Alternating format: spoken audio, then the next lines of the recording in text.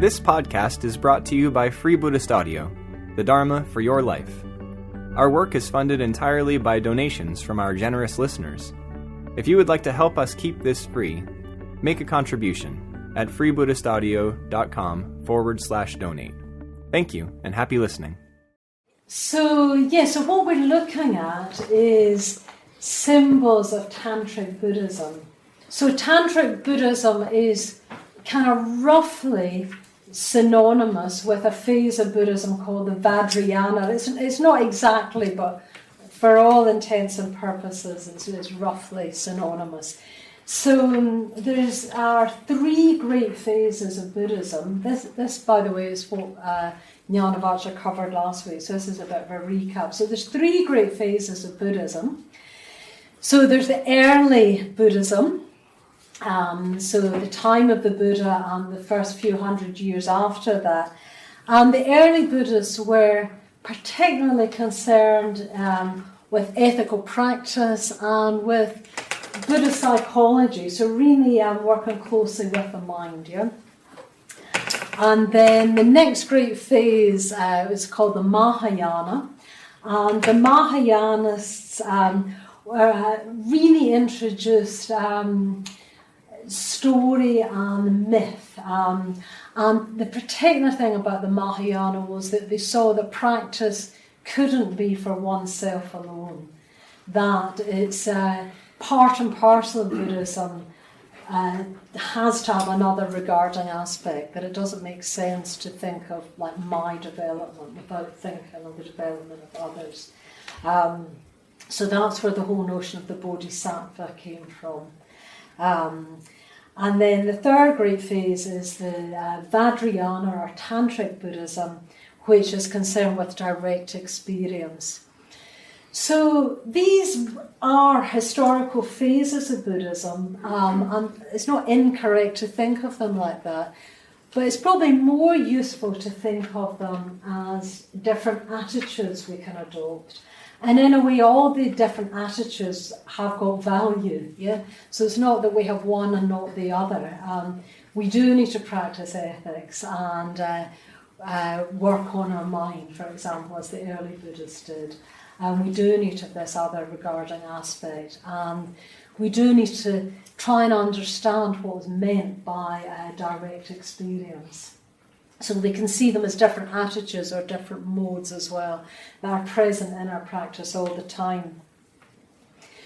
So given that Tantric Buddhism is concerned with direct experience, last week what we started to look at, what do we mean by direct experience, and particularly what stops us experiencing things directly. And we explored this for quite a long time last week, so just to remind us what stops us from experiencing things directly. We saw there was kind of three levels of this. And first is the stories that we just habitually tell ourselves about our experience. So, we habitually, whenever something happens, we habitually kind of get into, why is this happening to me? This always happens to me. I knew this was going to happen, type of thing. And in telling ourselves those stories, we sort of bias and distort our experience, yeah? Do people sort of recognise that? I'm sure people recognise those stories we tell ourselves. And it's not that there's an experience and then there's a story we tell ourselves. The very stories we tell ourselves about experience feed into the experience. They modify the experience we're having. So that's a very kind of common way that all the time we're not having the experience we're having. We're telling ourselves a story about the experience. And then the next thing we do is we attach labels to experience. And what we saw was, it's not that there's anything inherently wrong with that. We have to label things. We have to, I have to say, could you bring me a chair, or could you, I don't know, or come in the door or go and get the tea or something. We have to put labels on experience. But the mistake that we make is that we take it literally. We think the label is the thing, yeah? And in that way we create a sort of barrier between ourselves and experience. And I'm reminded of the poet Wallace Stevens, and one of his poems is called something like not the idea of the thing, but the thing itself. So we're trying to get closer to things in themselves, but what we're doing all the time is we attach labels, and then we believe the label really is the thing. And that actually causes us suffering, because it means that we fix things, especially our internal experience. We sort of say, oh, I'm so tired, I'm not going to make it through the evening or something. So we immediately stick a label on something, take it literally, believe it. And you see how then that actually affects the experience we're having, yeah? Does that, yeah? So that's the second thing we do. So first of all, we tell ourselves stories about our experience. Those stories usually will fall into either hankering after more of the thing or not wanting it. And then the next thing we do is we label our experience, and then we believe those labels are the thing. We take the label too literally. We don't see that that's just a sort of handy, sort of practical thing we do. We take that literally.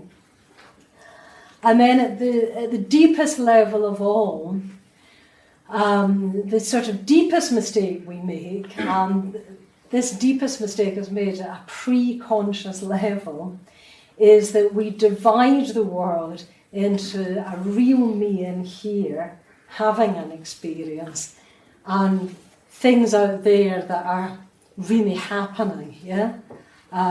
Sort of independent of the moment of experience. So we think there's a real me in here and a sort of real world out there, and you're just sort of walking into, like you were, walking into a theatre or something. So we create this artificial divide, and we totally believe that because we're doing it at a level that's not yet conscious, yeah? We're doing it below the level of consciousness. So in a certain sense, we can't help doing it. It is something we're doing. It's part and parcel of being an unenlightened human being that we do it. So we're not sort of culpable for doing it, but it causes us, all our suffering is caused by that artificial divide that we make, that sort of illegitimate divide that we make, and it's basically consists of a real me in here and a real world out there, a real me having an experience and real experience to be had. Yeah, we make that division sharply and we believe it. Because we do that below the level of consciousness, it's really hard to undo. It can be undone, and enlightenment consists, you could say, in undoing that. So it can be undone, but it's hard to do it because you can't consciously do it. It cannot be done through concepts. You can't think yourself out of that bind, as it were, that we're in. We can't think ourselves out of it. We can't argue ourselves out of it. Every now and then we do get flashes of stepping out of it, or at least glimpses of stepping out of it. For example, when we're sort of surprised by beauty, for a moment we step out of it. That's why that experience is so kind of, because we for a moment we sort of forget to be a sort of solid changing me, kind of having experience. We're just in our experience, yeah. And it usually comes as a surprise, and we can never repeat it, So we will all probably have glimpses of stepping out of that or being surprised out of it, usually an experience of beauty. And it's usually got an aesthetic quality, either the beauty of nature, beauty of art, or the beauty of real communication with another person, for example, and it will come as a surprise. Yeah, do people have people recognise that? You're out of it for a moment. You forget to do all that comparing yourself with other people.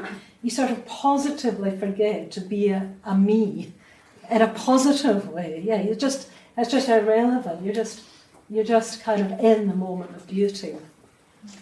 So it's good that we've all had glimpses of that, because it shows you that something is possible, yeah. But then you'll also know that you can't then make it happen again. You can't think, I'm going to try and do that thing again. You can't will it into being. So because we can't argue ourselves into sort of undoing this mistake, and we can't do it through concepts. What Tantric Buddhism does is it makes tremendous use of symbols, yeah, and this is what we're going to be exploring over the next 6 weeks or so. Particular symbols that are used in Tantric Buddhism that can sort of bypass the conscious level, that can speak directly to us, yeah, if we allow them to.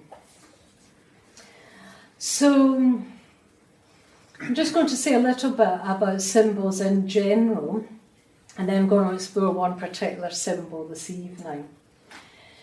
So Bhante Sangharakshita gave a whole series of talks on Tantric Buddhism that have been published in a book called Creative Symbols of Tantric Buddhism.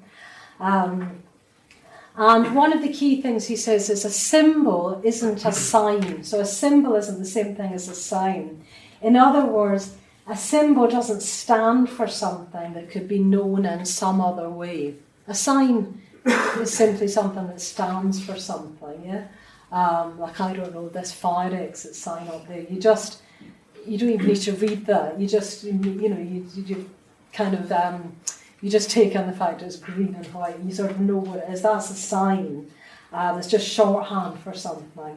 But a symbol doesn't stand for anything that could be known in any other way. And just to take that a little bit deeper, you could say that another way of looking at this is, rather than a symbol standing for something, a symbol is that thing as it appears under a certain set of conditions. And those conditions are the way we look at it, yeah? Or the way we apprehend it. If I say look, but it could just as easily be one of the other senses. A symbol isn't necessarily visual, it could sort of appeal to any of the senses. So the way we look at something, the way we apprehend it, is the key condition. And I mean, this ties in with what Maitreya Bandha was saying in the announcement about just the absolute central importance of the mind. And especially if we've been on a retreat, if we meditate at all, we'll know just how our mind's affected. We'll know, for example, that when we go on retreat, things, other people even, just start to appear more beautiful, don't they? We start to see more world, actually. It's not just that things are more beautiful, it's that we see more things. I know, going on solitary retreat, it's almost like I feel like every day more flowers seem to appear. It's almost like meditation almost makes flowers grow in a way, because you start seeing more and more. They look more beautiful, and they seem more meaningful. Yeah? Meditation has that effect, doesn't it? If you meditate for any length of time, even if it's your first few meditations, you might already be noticing that when you step out, just for a moment, things seem more bright, more illumined, more meaningful. So that the condition our mind in affects the way we see the world. Just the same as when you're in a very bad mood. I'm sure you're not in very bad moods a lot of the time, but sometimes I get in bad moods, and the world just seems more closed, everything suddenly seems less beautiful, even more ugly, doesn't it? Even so-called beautiful things, you can't see the beauty of them, or you don't even want to see the beauty of them. Sometimes you just, it's almost like you want to turn away from the beauty, whereas in a more positive, expansive, meditative state of mind, you see the beauty, and it's almost like your mind is ready to receive the beauty, and receive the meaning. So yes, as we meditate, things appear not only more beautiful, but they're of heightened significance, So I think what this is pointing to is we're trying to bring about a new mode of experience. This is what Buddhist practice is. In our practice of ethics, in our practice of meditation, we're trying to bring about a new mode of experience. It's not that we're trying to set up a theory about things, it's we're trying to engender a new mode of experience where we can see things more deeply and more meaningfully. So you could say that everything could be a symbol. Everything is capable of taking us deeper. It's not that actually things are divided into symbols and non-symbols. Anything can be a way of deepening one's relationship with the world. Anything can be a route into seeing things more as they really are, without the labelling, without the story, without that false divide. Anything, in theory, is sort of capable of being the route into that. So it's not that literally there's some things that are symbols and some things that are non-symbols. At the same time, there's some things that are more likely to sort of be the key or be the door. So it's not entirely subjective. So some things are more likely to be, and that's what we're going to do over the next 6 weeks. We're going to explore some symbols that are more likely to open that door to meaning to us. And we'll be exploring them, and our job really is to just allow our imagination to be affected, and allow the symbols to speak to us, as it were. If we're doing that, it's like what we're doing is we're sort of letting ourselves see beyond the sort of ego-based significance of things. Usually that's what if we're really honest, everything we look at is, if we're really honest, has got a bit of, what's in it for me, Every time we look at something, even something beautiful, we're surprised by beauty for a moment, and then we think, can I get that thing, we sort of want it. So we're trying to see sort of underneath that, So, and again, we've all had tastes of both. We've a taste of both sides of that. Just every time we're sort of touched by the wonder of, say, the sun rising, for example, or the moon rising, we have a taste of that. We've a taste of sort of disentangling it from me, and what can it give me? How can it benefit me? So that's what we're going to try and do. We're trying to see if we can just keep allowing these symbols we're going to be introduced to speak to us in that deeper way, and we're going to try and listen. We're going to try and be susceptible to their meaning. And if we can do that, what we're doing is we're allowing our imagination to work properly, our real imagination to work, not fancy, not just fancy or fantasy. We're allowing our real imagination to sort of work and come alive more. Imagination is a faculty, just like any of our other faculties, and we can sort of grow it. We can grow our imagination. Okay, so that's by way of introduction to what we're doing. And now I'm going to introduce you to our first symbol of the series. And the symbol I'm going to introduce you to tonight is the symbol of the Dakini, the symbol of the Dakini. So I'm going to introduce you to this symbol, and I'm hoping that you're going to meet the Dakini somehow this evening. So some of you may be familiar with this symbol, and some of you this is going to be new to you. So I'm particularly excited if the symbol of the Dakini is new. Actually, maybe I'd just ask you, who will it be? Who's the symbol of the Dakini new to this evening? Oh, good. That's great. It's great to be new to things. So the Dakini, well, it's a very, very, very rich symbol, and in fact, within the symbol of the Dakini, there's lots of other symbols. So the Dakini is a female figure. The Dakini is a figure, a female figure, and the first thing about her is her name means something like sky dancer, sky walker, or sky dancer. So here immediately you've got a symbol within a symbol. So you've got the symbol of the sky.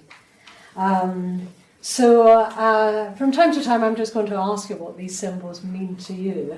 Obviously there won't be a chance to hear from everyone, but so maybe I'll just ask if what the sky as a symbol. So what does the sky as a symbol say to you?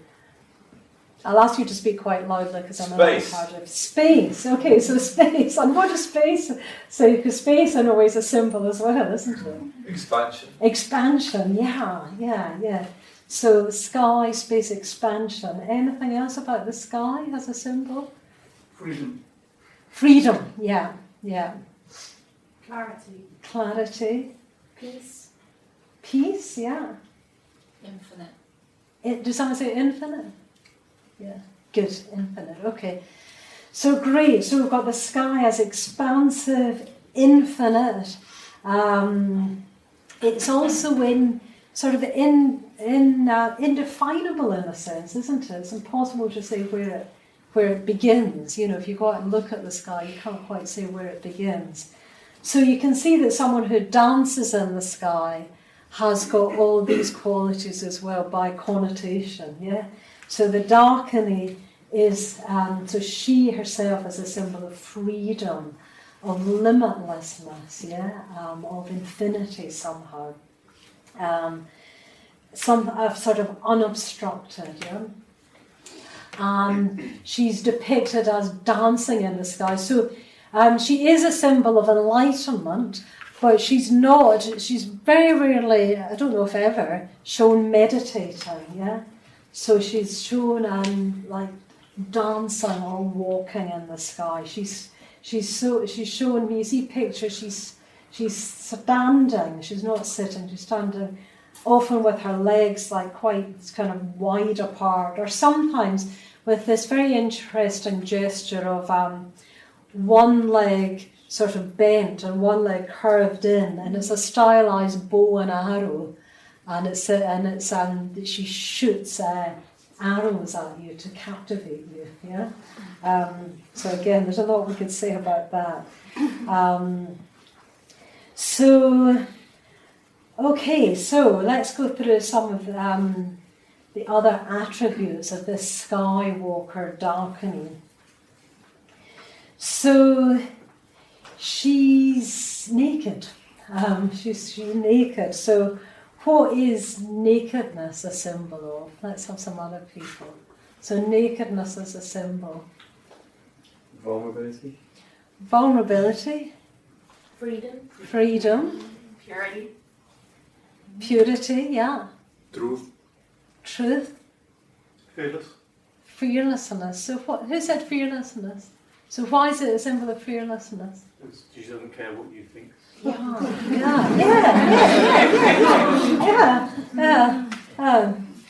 So, any others? This is all good, yeah. Nature. Okay, yeah, so yeah. Innocence. Innocence, so we've got innocence and purity. Freedom. Freedom, yeah. Exposure. Exposure. So what do you mean by exposure? Just there, it's there. There's nothing hidden. There's nothing hidden, yeah. So interesting. So Jenny said there's nothing. So all this is great, isn't it? This freedom, this not caring what people think, and we'll come back to that. But let's come back to this exposure, nothing hidden. So what if there's nothing hidden? Let's see, where am I going with this? I'm definitely trying to draw something out. I'm just quite interested in what Nico said about vulnerability. So if there's nothing hidden, are you vulnerable or are you invulnerable?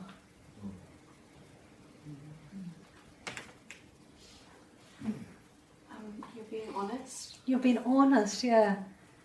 So that's interesting, because I might argue, I kind of can guess why you said vulnerability, but I might argue that if there's nothing hidden, in a certain sense, you're invulnerable. Because I wonder if, like, having things to hide is the very thing that makes you vulnerable. And knowing that you've got, like, you know, a secret somebody might find out or so on, is the thing that can make one fearful. Whereas actually having been completely naked, I think in the case of the Dakini, her nakedness is because she's realised that in a sort of sense, and it's a counterintuitive sense, that to be naked is in a sense the best defence, because you've got completely nothing to hide. It's counterintuitive because we think, the best defence is to, I don't know, have a suit of armour on or something. We have to make a barrier between ourselves and the world. But actually, the Dakini has the complete realisation that actually, in the end, there is nothing to defend. And there is nothing to defend. That at enlightenment, what is realised, that all we were ever defending was a pattern of defensiveness. And it just goes like, poof, it just kind of goes on a puff of smoke. You realise there was nothing to fear, yeah? So I think this is the nakedness of the Dakini, of realising that actually there never was anything to defend. Yeah. So it's strength as well. Yes, it's strength, yeah. Because you can do without armour. Because you can do without armour. If you can do without armour, yeah, it's strong. It's strong, yeah, because you don't need that armour, yeah, so it's strength. So I think her nakedness is strength, yeah, and freedom, yeah. She's got this long black hair and it's completely dishevelled, yeah. So what's that a symbol of? Nature. Nature, yeah. And I think maybe what we already touched on of completely not caring what people think of her, yeah. So she's not bound by convention, but at the same time, and this is really, really important, she's not unconventional either. So why do you think I say that she's not unconventional? She's not a rebel. Because she doesn't define herself against convention? Yes. Who said that? Sorry. Me. Yes, so say it again, she doesn't... Well, she doesn't, define herself against convention. Yes. That would also be, an equal straitjacket. Brilliant, yeah, perfect. So did everyone hear that? So she doesn't define herself against convention, that would be an equal straitjacket. Can you just say a little bit more about that? About being an equal straitjacket? That's really, really good, yeah. I'm not signing up. Well, I think we all probably like know that a little bit from our own experiences. Yeah. Like, well, if you're thinking, oh, I'm rebelling against something, that thing still has a hold on you, doesn't it? Yeah, exactly. You're Yeah. still fighting against something. Yeah, you're Yeah. still fighting against something, whereas I guess she's like transcending Yeah. that Yeah.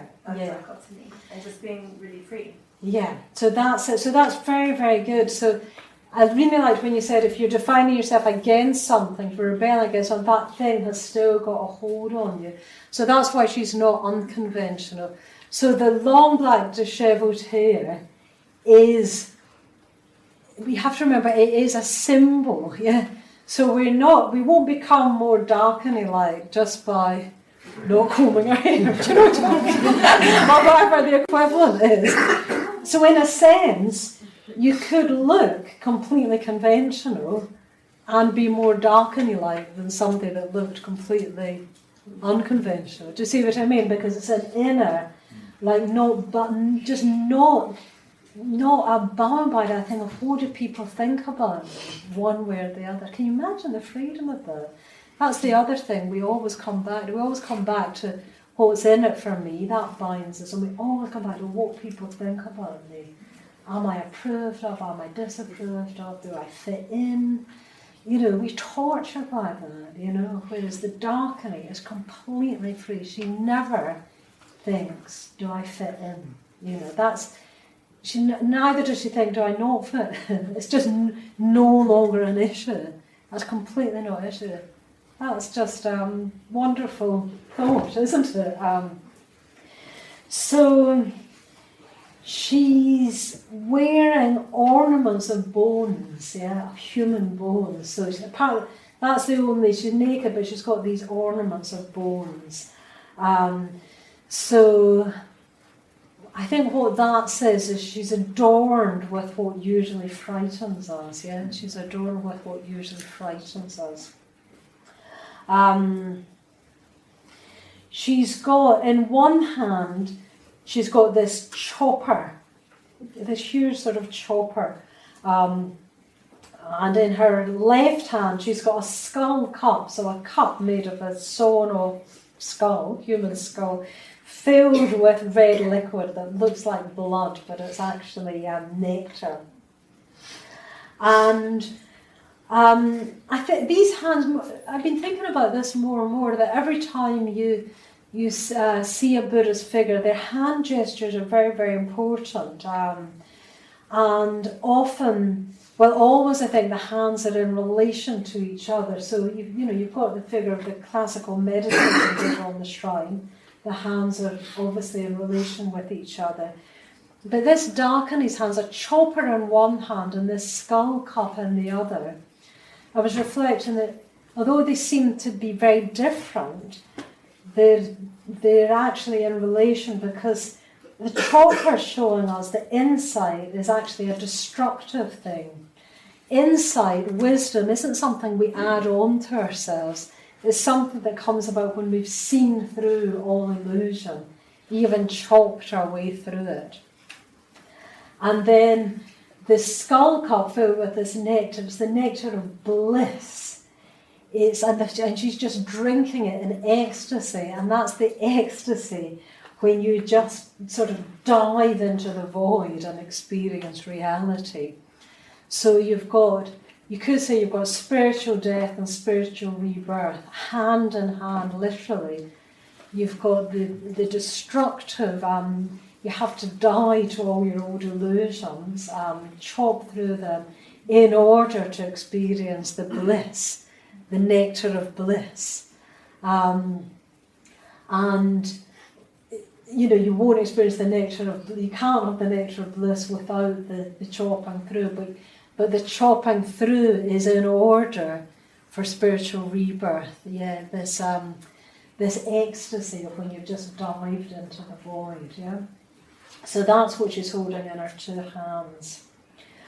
And then she's completely brilliant red. Yeah, she's completely brilliant red, from like head to toe. Every part of her is red. So red, of course, is the colour of love, of passion, of total involvement. And what this is speaking of is she's not afraid to feel all her emotions, but particularly love. It's so amazing, isn't it, that we often hold back from all our strong feelings, but even the ones that are very, very positive. We sort of somehow think, oh no, like that's enough, it's too much. But do people get that? You almost sort of shy away from that strength of feeling. So she's just completely involved in life, yeah. And so she's not afraid to feel.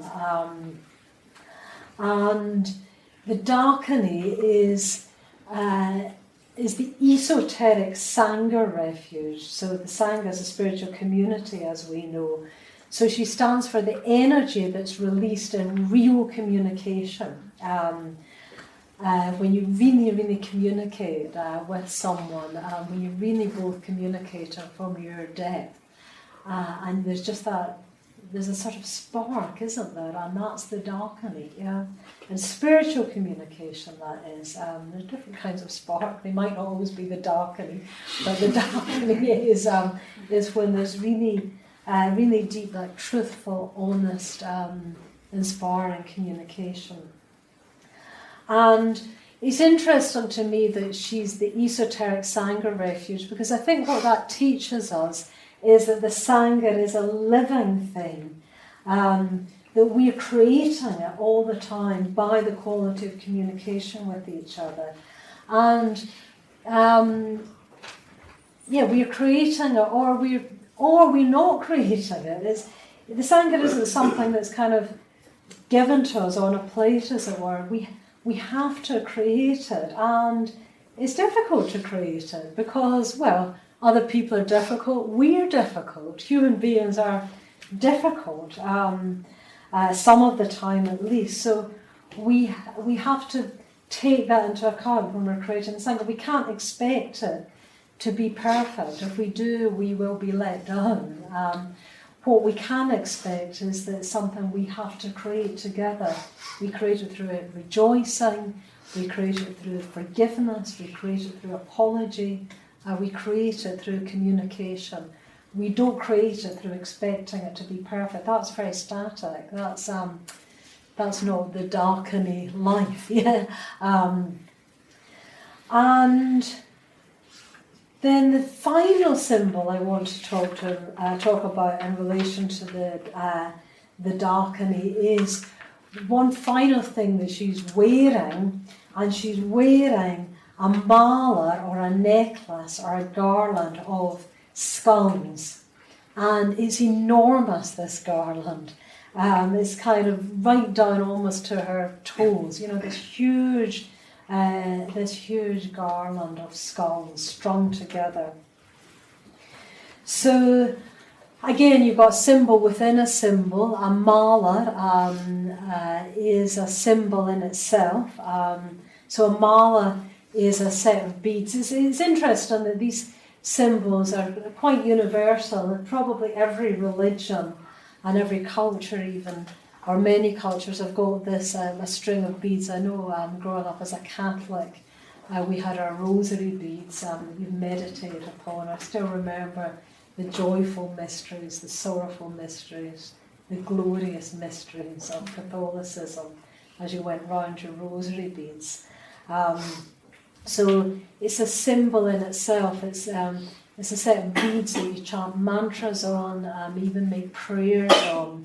And given that it's strung together, well, that's very interesting. That in a way it's endless, and I think it's a symbol of continual engagement. Yeah, because you keep chanting your mantra on it. You keep engaging. Avalokiteshvara, the Bodhisattva of compassion, also he holds a mala, and it's said that each bead for Avalokiteshvara represents a being, a suffering being, that he wishes to save.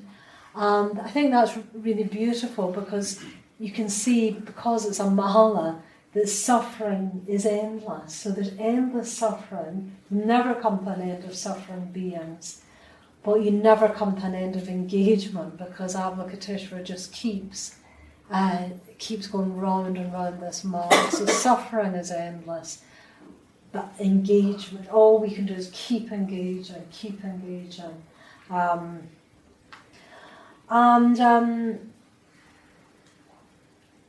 Yes, so she, the Dakini, is wearing this mala of skulls.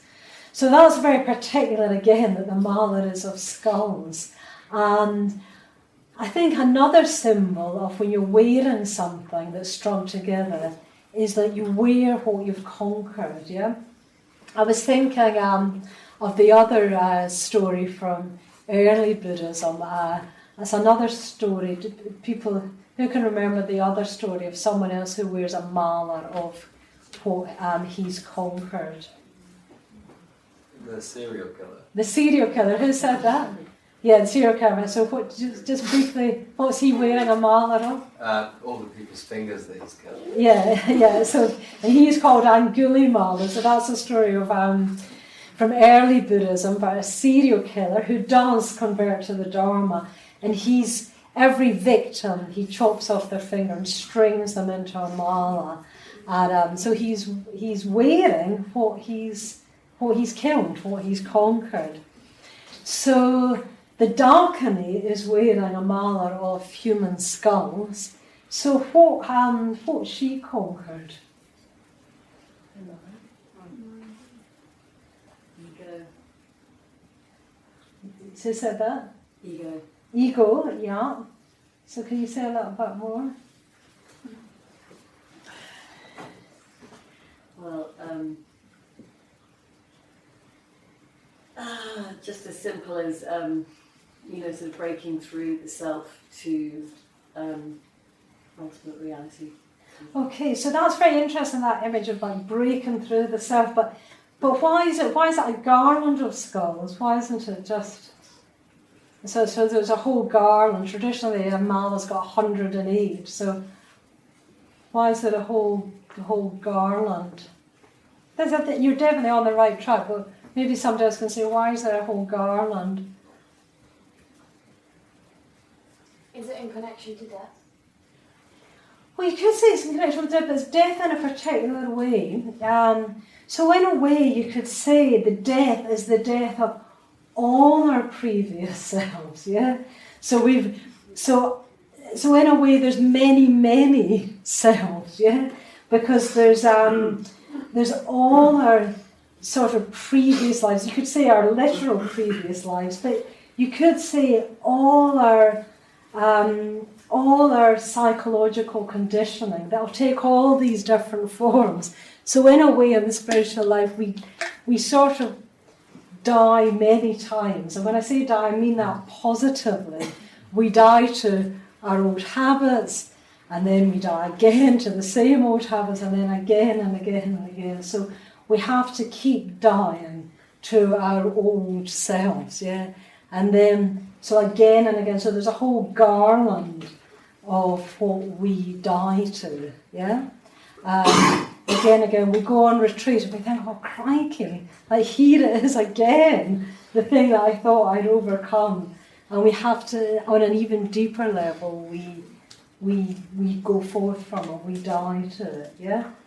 And I think it's an amazing image because she, the Dakini, is wearing it, but remember she's bright red and she's kind of energy embodied, so it's a bit like you've got an image of just this surge of energy surging up through everything that we've died to.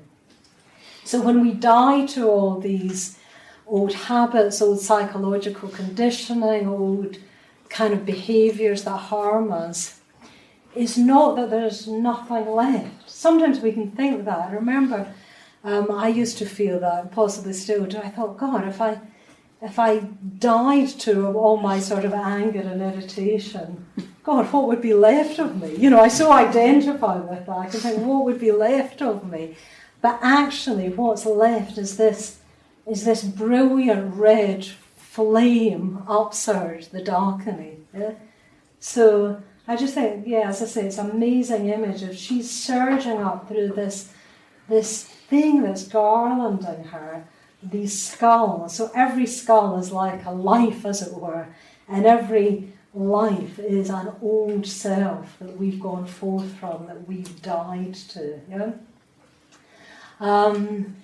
So I'm going to leave you with that as the final image. So you've got this brilliant red figure dancing in the sky, totally free, totally naked, totally free of all conditioning. She's garlanded with skulls. She's the upsurge of energy that remains when we died to all our egotistical habits. Yeah.